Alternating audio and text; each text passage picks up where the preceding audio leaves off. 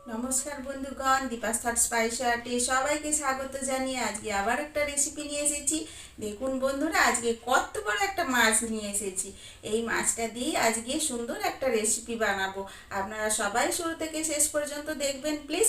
ভালো লাগলে like share comments করবেন, আর হ্যাঁ, অবশ্যই সাবস্ক্রাইব করে দেবেন। তো চলুন রেসিপি শুরু করে দিই। তো বন্ধুগণ, প্রথমেই মাছটা আপনাদের আগে দেখিয়ে নিই। এত বড় মাছ, এটা আমায় ধুয়ে বেছে সুন্দর করে কেটে নিতে হবে। তো তার আগে এত সুন্দর মাছটা দেখতেই খুব ভালো লাগছে, তাই এপাশ ওপাশ ঘুরিয়ে একটু দেখিয়ে নিচ্ছি। মাছের মুড়োটা সরু, মানে এটা হচ্ছে রুই মাছ। আর এত টাটকা ছিল, দেখুন কানকোটা তুলে আমি আপনাদের ফুলকোটা দেখে নেওয়ার চেষ্টা করছি। টুকটুকে লাল। আর জানেন তো বন্ধুরা, এই মাছের ফুলকো টুকটুকে লাল হলে তবেই বোঝা যায় যে এটা মাছটা খুবই টাটকা। তো আমি আজকে নিজেই বাজারে গিয়ে এই মাছটা পছন্দ করে কিনেছি। দেখুন তো ভালো হয়েছে কি না। তো এইভাবে আমি গোটা মাছটাই দেখে নিলাম। বেশ ভালোই ওয়েট রয়েছে, প্রায় 1.5 কিলোর কাছাকাছি। বড়সড় মাছ। আর এই যে ফুলকোর পাশে যে পাখনাগুলো রয়েছে, এগুলো আমায় ধীরে ধীরে কেটে বেছে নিতে হবে। আর গায়ে যে আঁশটা রয়েছে বন্ধুরা, খুব সুন্দর পরিষ্কার। এরপর খুব ভালোভাবে আমায় না ধুলেও চলবে। আর ইচ্ছে করলে বন্ধুরা, প্রথমে আপনারা একটু গোটা মাছটাতে লবণ মাখিয়ে ঘষে ঘষে ওপরের যে হরহরে শ্যাওলা মতো ভাব থাকে সেটা উঠিয়ে নিতে পারেন। তারপরে সুন্দরভাবে আঁশ ছাড়িয়ে পাখনা কেটে তারপর মাছটা কেটে ধুয়ে নিতে পারেন। আমি বেশিরভাগ সময় এরমই করি, তবে আজকে মাছটা অতটা হরহরে ভাব ছিল না।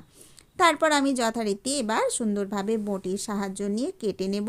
দোকান থেকে কেটে আনলেও হতো, কিন্তু আপনাদের দেখাবো বলে আমি আজকে বাড়িতে নিয়ে এসেছি, নিজেই বটিতে কেটে নেব।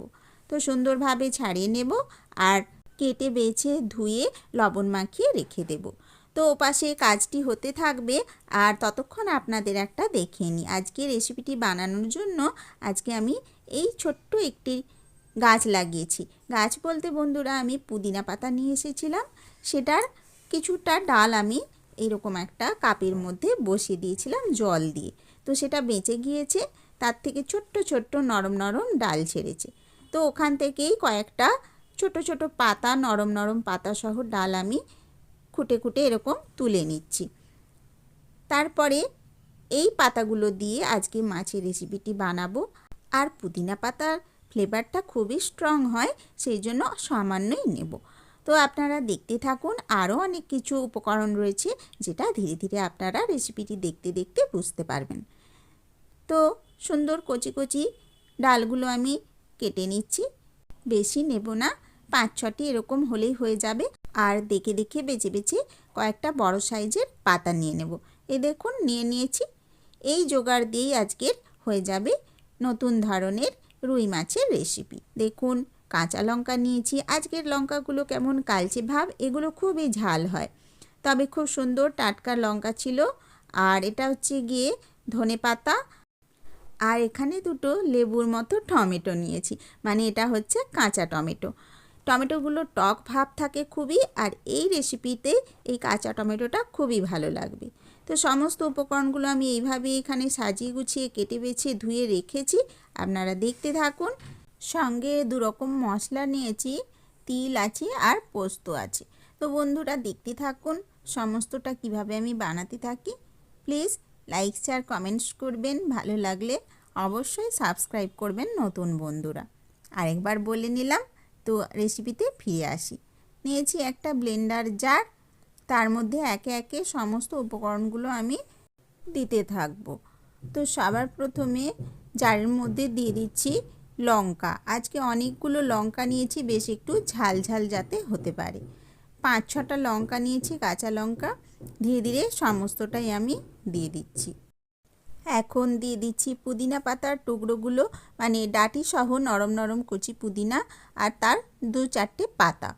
সেগুলো দেওয়া হয়ে যাওয়ার পর দিয়ে দিলাম ধনে পাতা, যেটা কেটে বেছে ধুয়ে সুন্দর করে টুকরো করে রেখেছিলাম যাতে ব্লেন্ড করতে সুবিধে হয়। তো ওগুলো দেওয়া হয়ে গিয়েছে। এখন আদা আর রসুন। আদাটাকেও একটু কুচিয়ে নিয়েছি বড় বড় করে, আর রসুনও বেশ অনেকগুলো নিয়েছি, মানে কোয়া রসুন, 10-12 মতো কোয়া নিয়েছি রসুনের, সেগুলো দিয়ে দিলাম। এখন নিয়ে নিচ্ছি আমি টমেটোর টুকরো, মানে আজকে লাল পাকা টমেটো দিচ্ছি না, এই কাঁচা টমেটো পেয়েছি, এই দিয়ে রান্না করলে স্বাদ খুবই ভালো হয়, যেহেতু টক ভাবটা বেশি রয়েছে সেই জন্য। তো তারপরেই আমি পোস্তটা দিয়ে দিলাম, বেশ অনেকটা পরিমাণ পোস্ত নিয়েছি। পোস্ত দিয়ে দিলাম তিল। এই সমস্ত উপকরণগুলো আমি ব্লেন্ডার জারের মধ্যে নিয়ে এবার একটু ঘুরিয়ে ব্লেন্ড করে নেব, খুব ভালোভাবে পেস্ট করে নেব। তো দেখুন বাইরে থেকে দেখতে কত ভালো লাগছে এখন।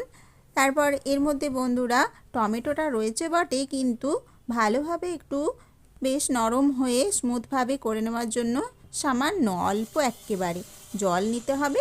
তো আমি সামান্য একটু জল নিয়ে এবার ব্লেন্ড করে নিচ্ছি।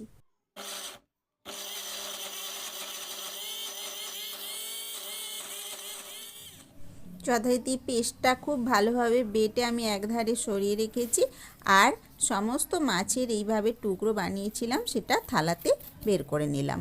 আগেই আমি লবণ মাখিয়ে রেখে দিয়েছিলাম, তারপরে এই বাটনাটার আন্দাজে আরও একটু লবণ মাছের ওপর থালার মধ্যে ছড়িয়ে একটু নিয়ে নিলাম। এখন দেখুন মাঝখানে ফাঁকা জায়গাটাতে সমস্ত বাটা মশলাটা আমি যোগ করে দিলাম। ধীরে ধীরে সমস্তটা ঢেলে নেব, আর এর মধ্যে আরও কিছু গুঁড়ো মশলা যোগ করতে হবে। প্রথমেই আমি নিয়েছি বেশ খানিকটা ধনে গুঁড়ো, তারপরেই এখন দিয়ে দিচ্ছি বেশ খানিকটা জিরে গুঁড়ো। এগুলো সব প্যাকেটের মশলা, তো বাড়িতে আপনারা ফ্রেশভাবে বানিয়ে ব্যবহার করলে তার স্বাদও ভালো হয়। তো আজকে আমি গুঁড়ো মশলা প্যাকেটেরগুলোই ব্যবহার করছি। প্রয়োজন মতো একটু লঙ্কা গুঁড়োও নিয়েছি, যাতে একটা সুন্দর রং আসে সেই উদ্দেশ্যে। তারপরে হলুদ গুঁড়োও যোগ করে নিয়েছি। হলুদের পরিমাণটা খুব বেশি নেব না, তবু সামান্য একটু নিয়েছি।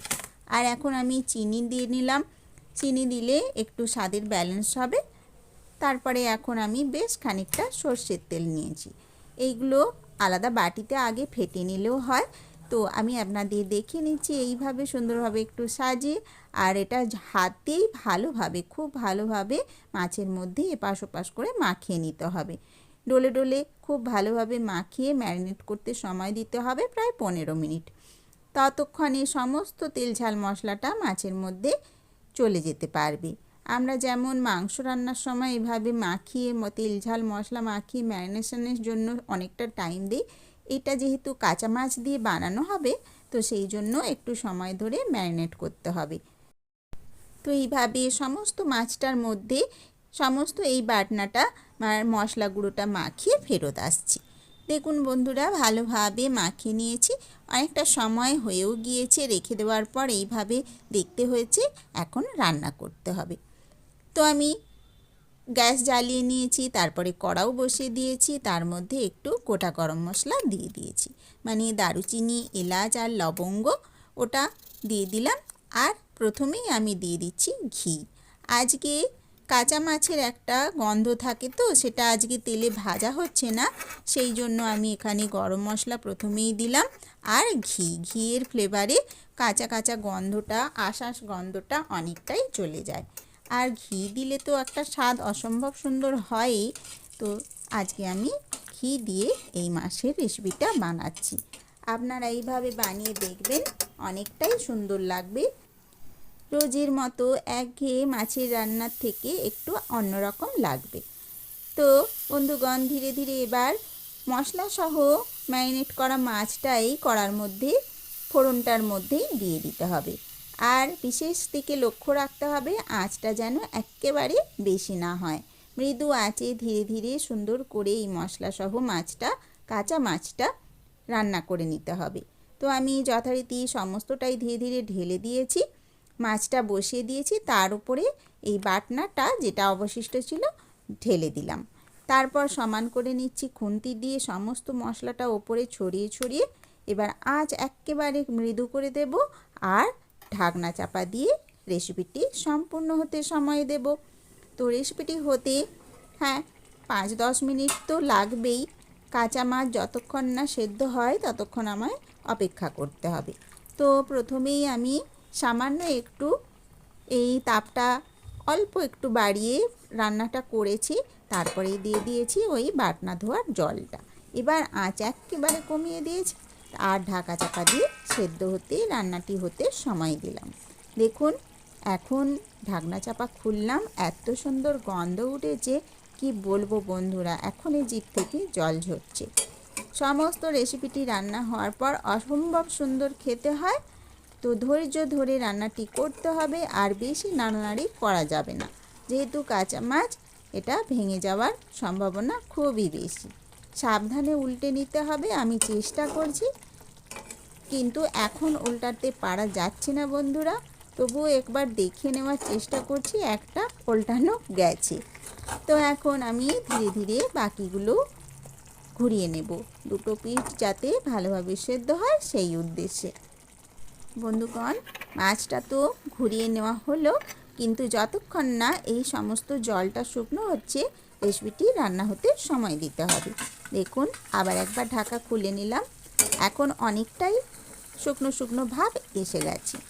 এই যে আর একবার নেড়ে চেড়ে নিচ্ছি তলায় যাতে না লেগে যায়, যেহেতু টকবক করে ফুটবে না, ঘুমটে ঘুমটে তলায় ধরে যাওয়ার সম্ভাবনা রয়েছে। বাটনাটি খুচিয়ে খুচিয়ে রান্না হচ্ছে না খুন্তির ডগা দিয়ে, তো সেই জন্য আলতোভাবে একটু নেড়ে চেড়ে নিতে হবে তলায় যাতে না ধরে যায়।